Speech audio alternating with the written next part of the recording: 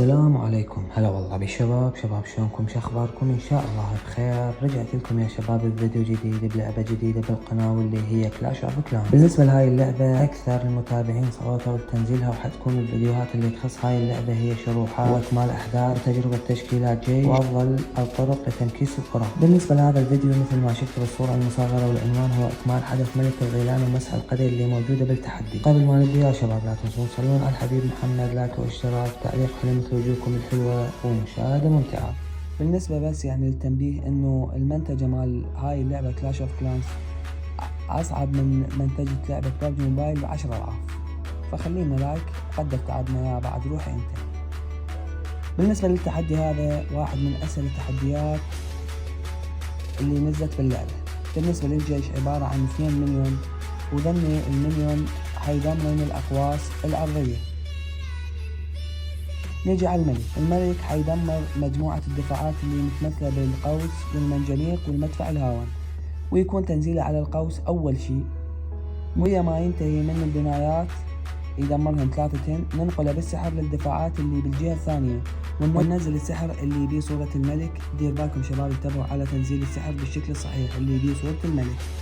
ورا ما يكمل الملك تكسير الدفاعات الثانية نقوم بتحويل الملك بالسحر للتاون هول، ونجي على سحر الباب. هذا السحر منطينا 3 اللي هو حنكسر بيه مستخرجات الاكسير، واكو تيسلا مخفية حنكسرها بيه ورا ما ينكسر تاون هول حتظهر لك. بعدها ننزل الحرامي، وهنا اكو هواي فخاخ بس الحرامي سريع فما حيتأثر بالفخاخ. الحرامي وظيفته حيكسر لنا المستخرجات مال الذهب، ان نطيه قفز على مود يكسر لنا المخازن مال الاكسير ومال الدار. نجي على البطل الاخير واللي هو حيكسر مال الدعم قلعة القبيلة ويقتل الدعم والفخاخ مال الهياكل. وبس هذا انتهى التحدي.